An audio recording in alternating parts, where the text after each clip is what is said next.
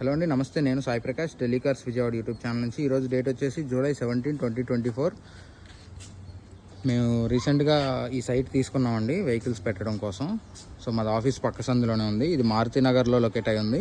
So ఈ vehicles అన్నీ customer vehicles అండి, మన దగ్గర పార్కెట్ సేల్కి పెట్టారనమాట. సో ఇది వచ్చేసి ఇండికా 2010 మోడల్, ఇదేమో 2015 స్విఫ్ట్ అనమాట, స్విఫ్ట్ విఎక్స్ఐ.